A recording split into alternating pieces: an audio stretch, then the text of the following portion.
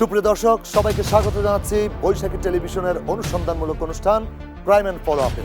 আপনাদের সাথে আছি আমি জুবায়ের।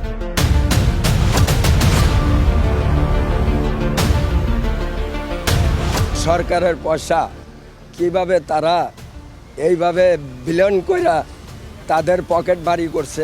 আমার সন্তানই চুরির জন দুইবার পড়ছে, বড় জন দুইবার পড়ছে, আমি তুলছি। ময়লার উপর দিয়ে মানুষ যাতায়াত করতে পারে, এত উঁচু ময়লা হয়েছে। এই পাশটা দেখলে বুঝতে পারবেন যে খালের উপর দিয়ে আপনি হাঁটতে পারবেন। ঠিকাদারদের গাফিলতি কিংবা প্রকল্প সাথে সংযুক্ত কর্মকর্তাদের গাফিলতি পাওয়া যায়, তাদের সর্বোচ্চ আইনের শাস্তির আওতায় নিয়ে আসা উচিত। নদী জলাশয় দখল, ভূমি দখল, আবার আমলাতন্ত্রের যোগসাজশ, আবার ব্যবসা যোগসাজশ। খালকে আমাদের টিকিয়ে রাখতে হবে, শহরকে আমাদের জলাবদ্ধতা মুক্ত রাখতে হবে, এবং সেই কারণেই কিন্তু এই বিষয়গুলো আমাদের কার্যক্রম চলছে। আমরা অবৈধ দখলদারের বিরুদ্ধে আমরা ব্যবস্থা গ্রহণ করব। সো একটা ব্লু নেটওয়ার্কের মাধ্যমে সমন্বিত উদ্যোগে কেমন করে আমরা খালগুলো পুনরুদ্ধার করতে পারি ব্যয় সাশ্রয়ী উপায়ে এবং সময়ভিত্তিক কর্মপরিকল্পনার মাধ্যমে সে কাজটা হাতে নেওয়া হয়। ঘনবসতিপূর্ণ ঢাকায় প্রতিনিয়তই যোগ হয় নানা সমস্যা। তার সাথে বৃষ্টি হলে জলাবদ্ধতা যেন এক নিয়মে পরিণত হয়েছে। এর মূল কারণ কি, সে প্রশ্নের উত্তর খুঁজে জানাবো আপনাদের। সাথে জানাতে চাই বিগত সরকারের আমলে খাল খননের নামে প্রকল্প নিয়ে অর্থ লোপাট, অপচয় আর লোক দেখানো খাল পুনরুদ্ধারের নামে সরকারের পোষ্য প্রতিনিধিরা হাতিয়ে নিয়েছে শত শত কোটি টাকা। আজ এসবেরই সরজমিনে দেখাবো আপনাদের, দেখাবো স্থানীয়দের ভোগান্তিও। প্রথমে আপনাদের মনে করিয়ে দিতে চাই ক্রাইম অ্যান্ড ফলো আপে প্রচারিত গত পর্বের কথা। নিয়ম নেই, তবুও খাল কেনাবেচার কথা।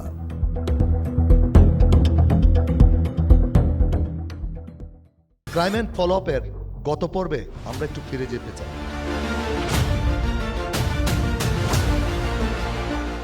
এই খালটা এখন আর খাল নেই।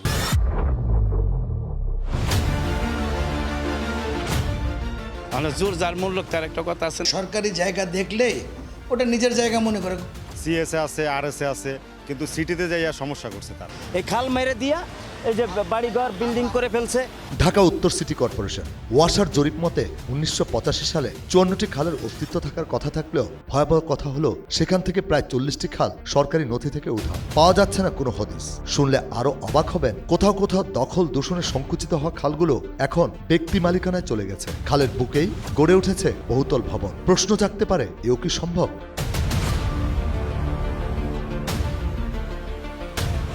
ঢাকার খালের সংখ্যা এক এক সংস্থার জরিপে এক এক রকম। ঢাকা উত্তর সিটি কর্পোরেশন, ওয়াসা এবং সরকারি বিভিন্ন সংস্থার কাছ থেকে 22টি খাল বুঝে পায় 2020 সালের 31শে ডিসেম্বর। ঢাকা উত্তর সিটি কর্পোরেশনের বিভিন্ন স্থানে কিছু খাল সরু ড্রেনের মতো দৃশ্যমান রয়েছে, তবে বেশিরভাগই এমন ময়লার ভাগাড়ে পরিণত হয়েছে। খাল দখল করে বাড়িঘর নির্মাণ এখানে সাধারণ বিষয়।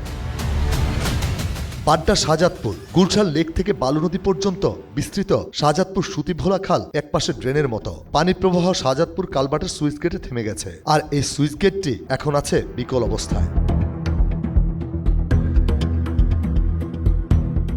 আশ্চর্য হওয়ার মতো বিষয়, শাহজাদপুর কালভার্ট থেকে গুলশান লেক পর্যন্ত খালের কোনো অস্তিত্বই নেই।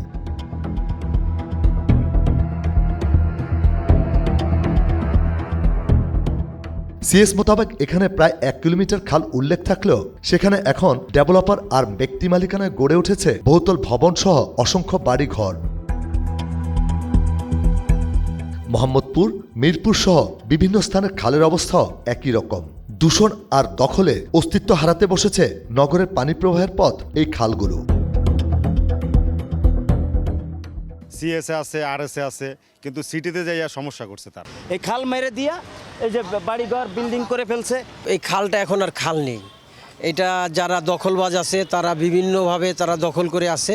আমি আমার জন্মের পর দেখছি এখানে একটা খাল 60 ফিটের, এখন এই খালটা হায়েস্ট 15 ফিট 10 ফিট এরকম হয়ে গেছে। কারণ হলো এইগুলা বিভিন্নভাবে বিভিন্ন যারা শক্তিশালী, যাদের এই ভূমির ব্যবসা করে, তারা দখল করে বিভিন্ন জায়গায় করে। আর এইটাও পরবর্তী সময় দেখা যায় আমাদের ম্যাপগুলাতে এক এক সময় একটা হয়ে যায়। ওরা পয়সা করে দিয়ে 60 ফিটে 40 ফিট, 40 ফিটে 30 ফিট এইভাবে করে দেয়। তবে সিটি কর্পোরেশন প্রধান নির্বাহী কর্মকর্তা খালগুলো চিহ্নিত করে উদ্ধারের পরিকল্পনার কথা জানিয়েছেন। অ্যালাইনমেন্ট পেলে ওর মধ্যে কি কি আছে, কিভাবে আছে, that will be diagnosed, then will go for eviction or যেখানে যেটা করা লাগে। যদি টেনান্সির মধ্যে সমস্যা থাকে, হয়তো এরকমও করতে পারে, কেউ কেউ কাগজপত্র জালিয়াতি করে তৈরি করে থাকতে পারে, সেগুলো আমাদেরকে মামলা করে বা যেভাবে হোক এটাকে রেকটিফাই করতে হবে। রেকটিফাই করে দেন নিষ্কণ্টক গণ্য করে আমাদেরকে এভিকশনে যেতে হবে। খালটা হচ্ছে পাবলিক ইজমেন্ট, পাবলিক ইজমেন্ট সবসময় পাবলিক ইজমেন্ট থাকবে। এটার জন্য যতটা ডেমলিশ করা লাগে আমরা সেটা বিধি মোতাবেক করব। দপ্তর থেকে দপ্তর চিঠি চালাচালি আর লোক দেখানো পদক্ষেপ দেখিয়ে তা আবার ঝিমিয়ে পড়বে, নাকি খালগুলো পুনরুদ্ধার করে পানি প্রবাহের পথ পুনঃসংস্কার করে জলাবদ্ধতা রোধে উদ্যোগ নেবে ঢাকা উত্তর সিটি কর্পোরেশন? এসব ব্যাপারেও নানান প্রশ্ন তোলেন কেউ কেউ। অবৈধ দখল যেমন নিয়ম মেনে হয় না, এরকম অবৈধ দখলের উচ্ছেদও এত নিয়ম মানলে চলবে না, এটাকে উচ্ছেদ করতে হবে। সিএস ম্যাপ দেখবেন, আপনি উচ্ছেদ করবেন। যদি আমরা এই বিতর্কে যাই যে কে বিক্রি করছে, কে কিনছে, ভুয়া দলিল করছে কিনা, এটা একটা অন্তহীন বিতর্ক। এই তর্কে সিটি কর্পোরেশন হোক, ওয়াসা হোক, রাজু হোক, যাই হোক, এদেরকে এখানে ঢোকাই যাবে না। ভেরি সিম্পল, তারা সিএস ম্যাপটা বের করবে, সেই অনুযায়ী ডিমার্কেশন করবে। খালের সীমানার ভেতরে যে স্থাপনায় পড়ুক, সেটা সরকারি হোক, বেসরকারি হোক, ব্যক্তি মালিকানা হোক, এটা উচ্ছেদ করতে হবে। দর্শক, ঢাকা উত্তর সিটি কর্পোরেশনের দূষণ আর অবৈধভাবে দখল করা খালগুলো উদ্ধার, পুনঃসংস্কার করে পানি প্রবাহের পথ সুগম করে নগরবাসীকে জলাবদ্ধতা, ডেঙ্গু মশা প্রজনন ক্ষেত্র ধ্বংস আর দূষিত বায়ু রোধ করে ঢাকা উত্তর সিটি কর্পোরেশনের বাসিন্দাদের স্বস্তি আনবে, এমনটা প্রত্যাশা আমাদের। এবার চলুন দেখে আসি ঢাকা দক্ষিণ সিটি কর্পোরেশনের খালগুলো কতটুকু বেহাল অবস্থায় রয়েছে। বিগত সরকারের প্রভাবশালী নগর পিতা, স্থানীয় কমিশনার, পোষ্য ঠিকাদারদের যোগসাজশ আর আশীর্বাদে কেমন আছে খালগুলো, তা আপনাদের সরেজমিনে দেখাবো। সেই সাথে খাল পুনরুদ্ধার আর সংস্কারের নামে হাজার কোটি টাকা ব্যয়ের প্রকল্পগুলো কি অবস্থায় আছে তাও দেখাবো। ঢাকা দক্ষিণ সিটি কর্পোরেশন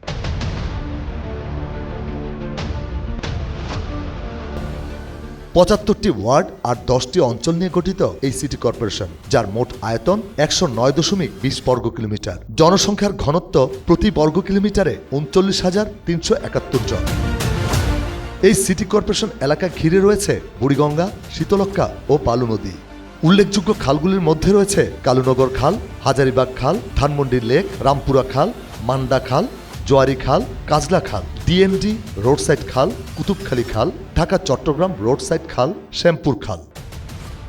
সিএস মোতাবেক পান্থপথ, পরিবাগ, খিলগাঁও, পাশাবো, সেগুনবাগিচা এবং ধোলাইখাল বিভিন্ন সময়ে ভরাট করে বক্স কালভার্ট, রাস্তা নির্মাণ, দালানকোটা গড়ে ওঠায় এখন খালের অস্তিত্ব নেই। এবার আমরা আপনাদের দেখাতে চাই জলাবদ্ধতা নিরসনে মাত্র 4টি খালের প্রায় 20 কিলোমিটার পুনরুদ্ধার, সংস্কার এবং এইসব খালের দুই পাশে ওয়াকওয়ে, নান্দনিক পরিবেশ নির্মাণ প্রকল্প কার্যক্রম সম্পন্ন করতে 2022 সালের অক্টোবরে বিগত সরকারের কাছ থেকে 898 কোটি টাকা বাগিয়ে নেয় ঢাকা দক্ষিণ সিটি কর্পোরেশন।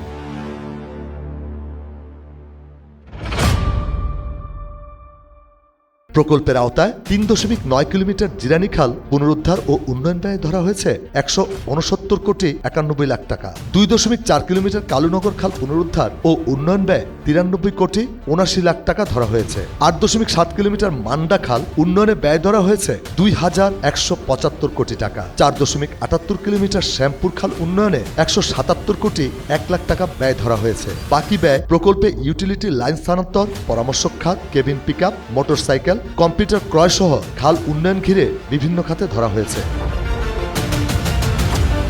এবার আপনাদের দেখাতে চাই এই বাজেট পাশ হওয়ার 2 বছর অতিবাহিত হওয়ার পর ঢাকা দক্ষিণ সিটি কর্পোরেশনের খালগুলোর কতটুকু উন্নয়ন হয়েছে। প্রথমে যেতে চাই ঢাকা দক্ষিণ সিটি কর্পোরেশনের আওতাধীন মতিঝিল, পল্টন, কমলাপুর, শাহজাহানপুর, খিলগাঁও সহ আশপাশের পানি নিষ্কাশনের প্রধান পথ মান্ডা খাল, যে খালের উন্নয়ন ব্যয় ধরা হয়েছে 2,175 কোটি টাকা। খাল পুনরুদ্ধার ও উন্নয়নের বাজেট পাশ করার পর প্রায় 2 বছর অতিবাহিত হলেও বর্তমান খালের চিত্রটি সরেজমিনে দেখে আসি।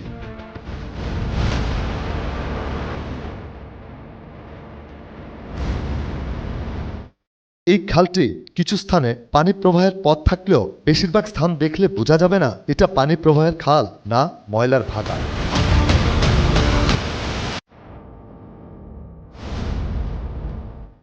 অথচ অত্র এলাকাসহ বিভিন্ন স্থান থেকে এই খাল দিয়ে পানি প্রবাহিত হয়ে শীতলক্ষ্যা আর বালু নদীতে মিশেছে। কিন্তু বর্তমান চিত্র দেখে বোঝার উপায় নেই এখানে একসময় প্রায় 40 ফুট প্রস্থ খাল ছিল।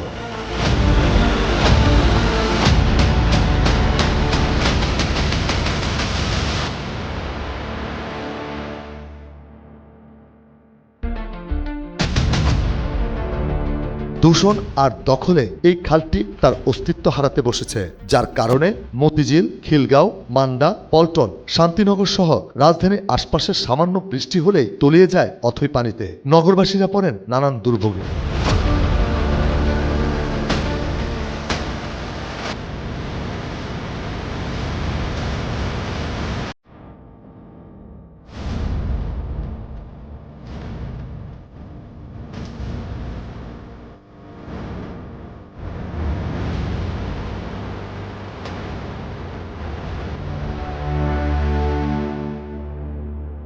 হাজার হাজার কোটি টাকা উন্নয়ন ব্যয় ধরা হলেও কাজের অগ্রগতি কতটুকু এবং তা কি অবস্থায় আছে তার একটু নমুনা আপনাদের দেখাতে চাই।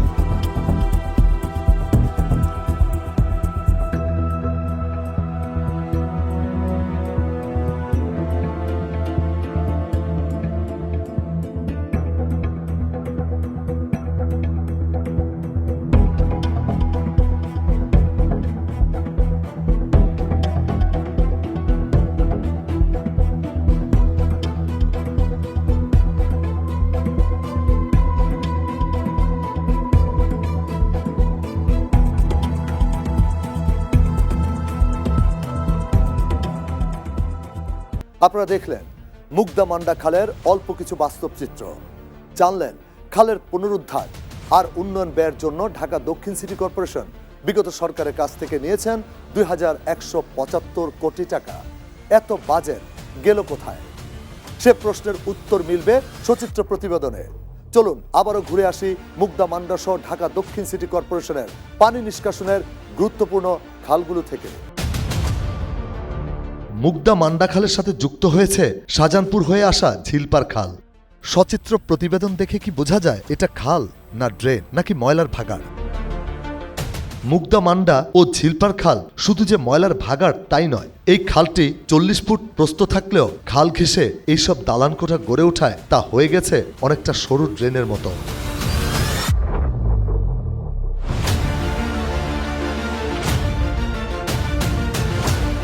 বিগত সরকারের ক্ষমতাসীনদের আত্মীয় স্বজন কিংবা তাদের পোষ্যরা ছাড়াও খাল দখল করে গড়ে উঠেছে সরকারি প্রাথমিক বিদ্যালয়। সেই বিদ্যালয়ের ভবনটিও ঝুঁকিপূর্ণ।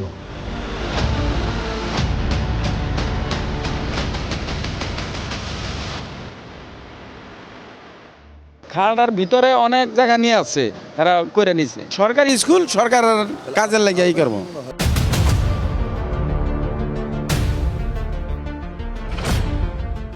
স্থানীয়রা জানান বিগত সরকারের আমলে ঢাকা সিটি কর্পোরেশনের জনপ্রতিনিধিরা আশ্বাস দিয়ে কিছুটা পরিষ্কার করত, যা ছিল শুধু লোক দেখানো। বছরের পর বছর সংস্কারের অভাবে ময়লার ভাগাড় আর মশার উৎপত্তিস্থল হিসেবে রয়েছে এই খালগুলো।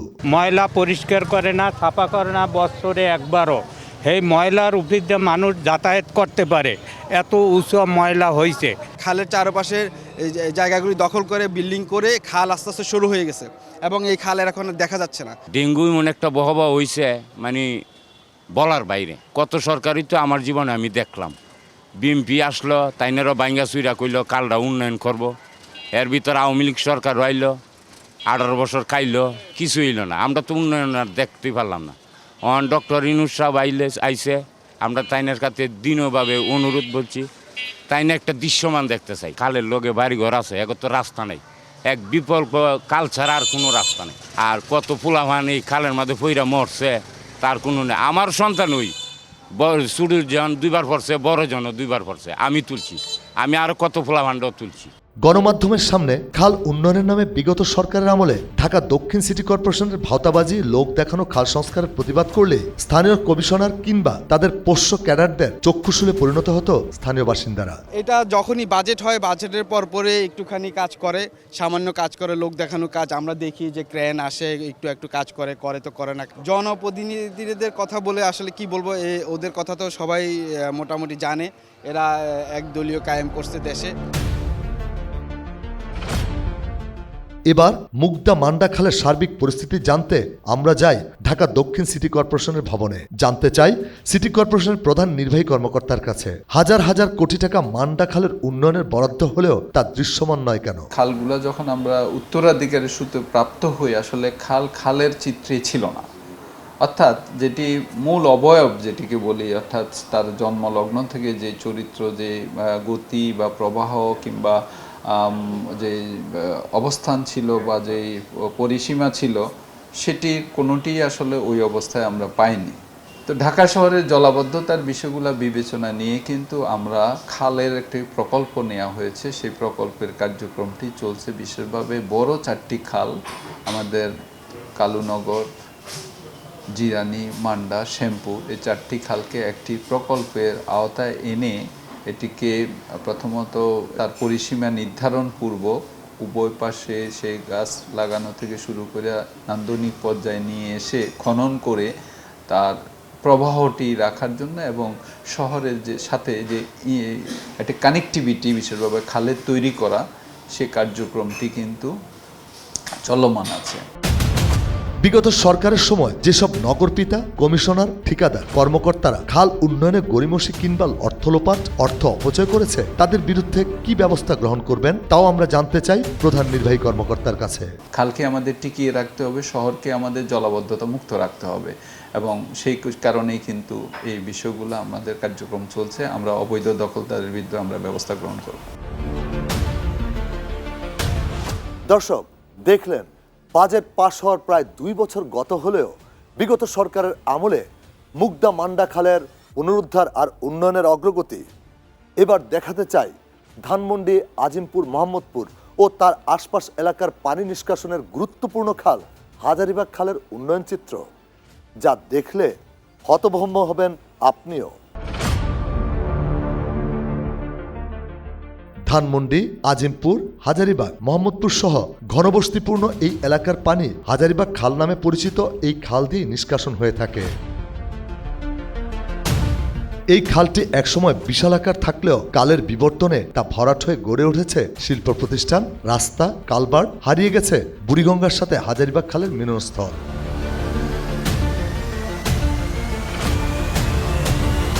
অন্যদিকে বেড়িবাঁধ থেকে হাজারীবাগ হয়ে প্রবাহিত হয়ে শীতলক্ষা কিছুটা বুড়িগঙ্গায় মিলিত হয়েছে, তবে তা দেখলে খাল নয়, মনে হবে সরু ড্রেন।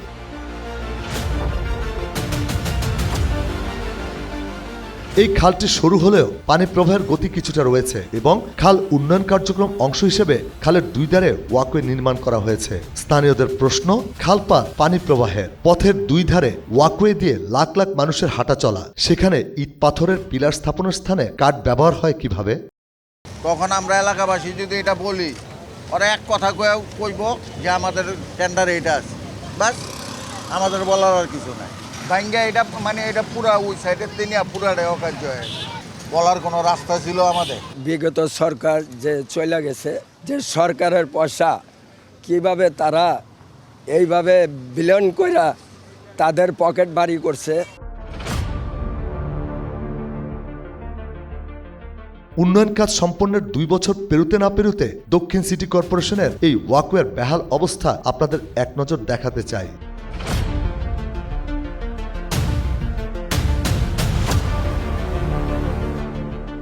এটা লোক দেখানো উন্নয়ন, অপচয় আর লুটপাট ছাড়া কিছুই নয় বলে অভিযোগ করেন স্থানীয়রা।